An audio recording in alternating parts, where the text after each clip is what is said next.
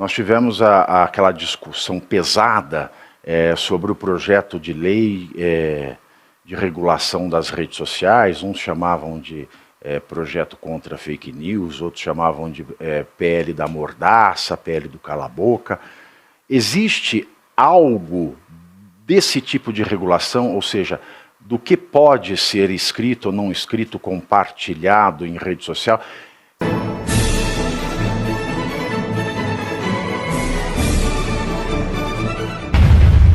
Foi a melhor técnica legislativa para adotar esse tema, porque nós não estamos também maduros o suficiente para muitos temas que se pretende dispor lá. Olha, a pergunta que me vem é a seguinte, né? No ano que passou, nós tivemos aquela discussão pesada sobre o projeto de lei de regulação das redes sociais. Uns chamavam de projeto contra fake news, outros chamavam de PL da mordaça, PL do cala-boca. Existe algo desse tipo de regulação, ou seja, do que pode ser escrito ou não escrito, compartilhado em rede social? Tem algo desse PL, que alguns chamam de PL da fake news, outros de PL da mordaça, dentro desse livro? Tem uma questão que toca esse tema, sim, né? Porque você tem um artigo no livro de Direito Digital que prevê que todos os usuários da internet responderão objetivamente, ou seja, independentemente de culpa ou de atuação proposital, por quaisquer danos que venham a causar. E como você bem sabe, os danos hoje podem ser tanto danos patrimoniais quanto danos morais. A pessoa pode se ofender, etc. Então, quando você tira a análise da culpa do usuário da internet... O usuário também? Como é que o usuário tem responsabilidade objetiva? Pois essa é uma pergunta que a Comissão de Juristas... Porque, para quem não entende direito, é assim, responsabilidade. Você fez alguma coisa, você é responsável. Ok? Ok. Existe no Código Civil, em especial neste código que entrou em vigor em 2003, que é o atual transformado, o trazimento dessa questão chamada responsabilidade objetiva. Por exemplo, o patrão, ele responde pelos danos que o seu empregado causa a um terceiro na sua prestação de serviços ali, na sua relação empregatícia. Então, eu contrato um funcionário, ele pega um carro, atropela alguém, com o carro da empresa no horário de serviço. Eu, patrão, sou responsável, então eu posso ser acionado na justiça para ressarcir o dano ao atropelado. Aí depois eu posso ir atrás do meu empregado, né, para pedir o ressarcimento do prejuízo que ele me causou, com o dano que ele causou, e eu respondo no lugar dele. O pai, a mãe, são responsáveis objetivos do dono. Uma criança quebra o vidro de alguém, eles não têm culpa, o pai e a mãe. A criança saiu escondida de casa, quebrou a vidraça, o pai e a mãe é que pagam. O dono do animal, se eu tenho uma concessionária, por exemplo, eu sou a CCR Autoban, e eu não fiscalizo aquilo direito, um cavalo entra na pista, causa um dano, é a CCR Autoban, mesmo que o cavalo não seja dela, porque ela é responsável pela segurança na autopista, ela é que responde. Agora, o que a gente viu no Marco Civil da Internet agora foi o seguinte: a plataforma, ou seja, vamos falar do X, alguém publica uma fake news no X, ou alguém publica uma fake news no YouTube, ou alguém fala de alguma coisa que causa um dano moral a alguém, ou patrimonial, a pessoa deixa de ser contratada, se acaba com a vida da pessoa. Antes, era quem produziu este falso, este prejuízo, que deveria arcar com a indenização. Com a alteração feita pelo STF, olha que bizarro, é a plataforma que passa a responder. E ela tem direito de regresso quanto usuário. Regresso ela vai atrás depois de ter pagado a indenização para se ressarcir do prejuízo. Agora, o usuário, como é que o usuário tem responsabilidade objetiva? Em que sentido? Pois eventualmente... É isso que eu fico me perguntando, porque o usuário é o sujeito, é o subjetivo dessa relação de plataforma. É muito difícil de entender como é que a gente vai dar, sequer vai dar alguma espécie de efetividade a essa norma. Porque, eventualmente, o que vai ser isso? Eu repassar um meme? Vai ser o que eu imagino é o que já aconteceu comigo, que eu fui o primeiro processado da Procuradoria Nacional de Defesa da Democracia, do Messias, né? Eu fui o primeiro a ser perseguido pela AGU por deslegitimar políticas públicas através de fake news. Eu fiz um comentário na Jovem Pan em 2023, que foi incompreendido por um jornalista da UOL, e ele escreveu o que ele achou que eu teria dito.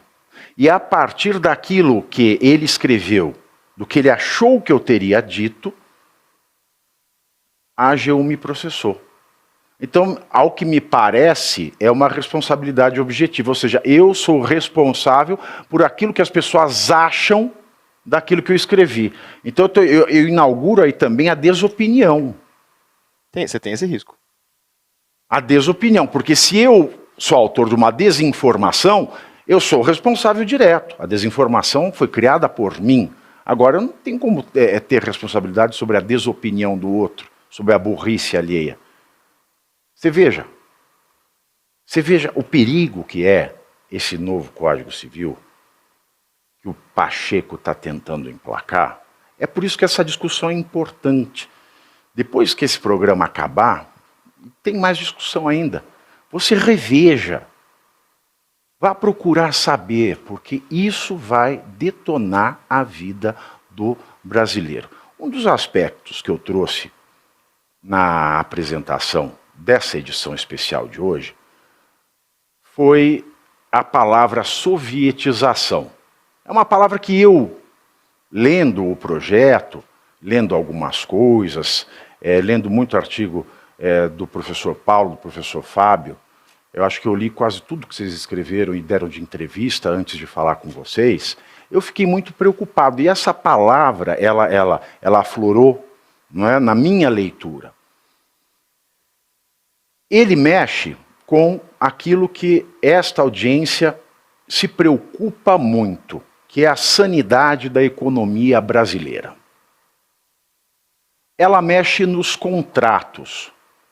Lembra que eu falei do professor Vilaça, que falava que as leis do Império Romano, o digesto, o direito romano, ele responderia tudo? Para mim, a tríade de Ulpiano seria a Constituição perfeita.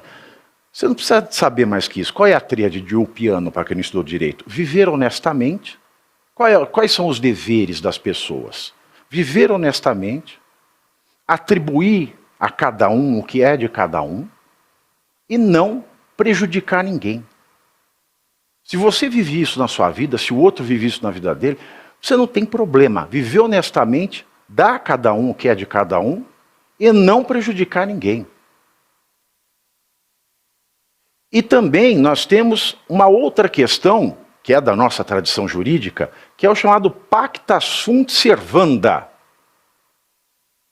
Os pactos, os contratos, seja um contrato escrito, extenso, cheio de testemunha, cheio de cláusula, seja eu comprar uma bala, nem numa padaria, que é um negócio estabelecido, daquela tiazinha que põe a caixa na rua, que é informal, eu comprar essa bala desta tiazinha, eu estou celebrando um contrato. E os contratos devem ser obedecidos.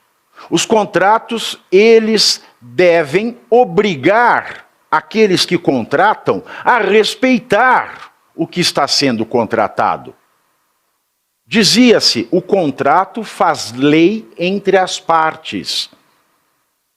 A lei, ela obriga uma conduta, a lei, ela proíbe outra conduta, e a lei faculta, ou seja, ela permite. Você pode ou não pode, você que decide tomar essa conduta. Quando você contrata, você faz uma lei pessoal. Os dois contratantes, é como se eles legislassem algo. E você aí já está preparado para ter todos os argumentos para dizer que Marx não foi um cara legal, para dizer que o comunismo não é um lugar para diversidade, para desmontar essa grande fake news histórica da esquerda, que é repetida por nossos professores de história, de geografia, de sociologia, que é repetida nas universidades, que é repetida nos livros. Está preparado para dizer por que Marx não era um cara legal e por que todo marxista raiz também não é, e porque o comunismo é terrível.